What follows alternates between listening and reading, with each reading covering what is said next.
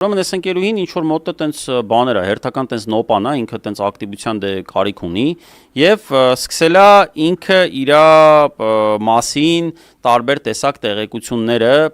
ինքը իր էջով կիսվել եւ դրան կարճ մեկնաբանում տալ, որ սա տգետ է, սա եսի ինչ է, սա սուտ է, դա անընդհատ ինքը հիմա փորձում է մաքրել իր անունը, որովհետեւ գիտեք, որ շատ է արծարծվում իր անունը տարբեր տեսակ բիզնեսներում փայ մտնելու կամ առհասարակ այդ բիզնեսներին տիրություն անելու, շատ տրամաբանական են այդ տեղեկությունները, որովհետև հայտնվել են մարդիկ, որոնք ոչ մի բան էին, իսկ հիմա միլիոնավոր դոլարների, տասնյակ միլիոնավոր դոլարների պայմանագրեր են կնքում այստեղ այնտեղ եւ հիմնականում դա տեղի ունենում են մարդկանց գույքը ձեռք բերելու հետ, որոնք խնդիր ունեն օրենքի հետ, ուստի ստեղ շատ տրամաբանական է տեսնել իշխանական հետք ու մասնավորապես խոսքը գնում է առաջին հերթին 8 քանի 8 թե չգիտեմ Քանի 8 սուպերմարկետների այդ ցանցի հետ Նարեկ Նալբանդյանի տենց իրանց տենց նորահայտ օլիգարխի, որը որ ում հարցնում ես, ասենք իրան 10 տարի առաջ թե ընդհանուր միջև 10 տարի առաջ ճանաչող մարկանց ինքը եղել է տենց սովորական տղա իր համար, որը տենց ծերին կպցնելով մի ձև տենց ապրել է, իսկ հիմա ինքը միլիոնավոր դոլարների բաներ առնում, գիտեք, այդ հյուրանոցը, չգիտեմ, այն մկիտունը, լիքը խանութներ, Ծիրան սուպերմարկետի ցանցը, 8 Օազիս սուպերմարկետները,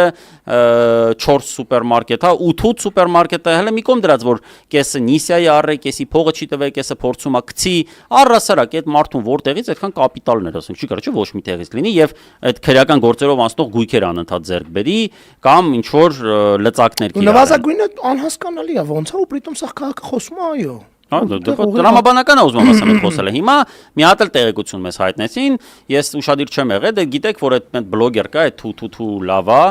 ուրեմն սա դե աղանդավոր է, ինքը ընդունում էլ է դա,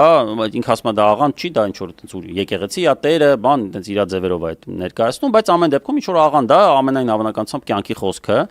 եւ մեզ տենց քաջատեղյակ աղբյուրներից տեղեկացրեցին, որ ուրեմն այս բլոգերի քավորը հանդիսանում է հովիվ այդ իրանց այդ եկեղեցի հովիվ է կոչվում ինչ անեմ հովիվ է տարօրինակ է հովիվ է այդ եկեղեցում այդ եկեղեցի են եկեղեցի չասեմ էլի արա այսօր սրբազանը մեր հյուրն է եկեղեցի չի դա այդ հիմնարկում հովիվ է հա ու ուրեմն այս Նիկոլի աղջիկները առնվազն միջնեկն ու փոքրը գնում են այդ նույն օբյեկտը կրոնական որտեղ նաև հայցելում է այդ բլոգերը ու իր կնիկը ու հովիվն էլ այդտեղ բանն է, իրաց քավորն է։ Ու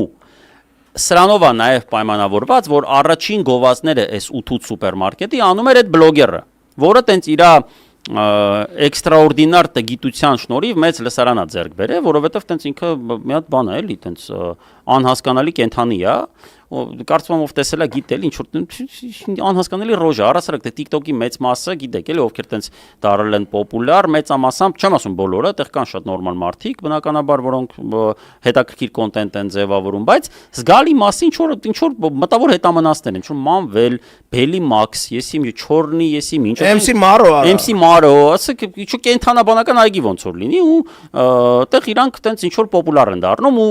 Սրանք ընտանիքներով ոնց որ ընկերություն են անում, այդ թու լավա ենք, անընդհատ ես տեսել եմ ծնունդեր ինչ որ իրար այդպես քեֆ էին անում, այդ թուն իրա կնիկը, մեկ էլ Նիկոլի միջնեկ աղջիկը, ու պարզվում է նաև տենց կրոնական համոզմունքների շրջանակներում են իրանք մտերիմ եւ նաև բիզնես աֆիլիացիա կա, որում սրանք գովազդում են։ Ինչևէ Ջանդամ այդ բլոգերները տենց եսիմ իդեպ դրա գործն է ոնց հասկանում եմ ջրեցին, ասում են եսիմ քանի 100 միլիոն, եսիմ քանի միլիոն։ Չէ, շատ էր ոնց որ դեռ տուգանելն էին, որ ինքնը մտել էր, ասել էր Հիսուսը Տեր է, ինձ կփրկի այս տուգանքներից բան։ Հետո ասես փրկեց։ Հետո փրկեց աղբերն ատուրի։ Ես չգիտեմ ոնց է եղել այդ փրկության պահը, այդ Հիսուսի մասնակցությունը տեղ։ Ես կարծում եմ Հիսուսը անմասնակից է։ Ես էլ եմ կարծում։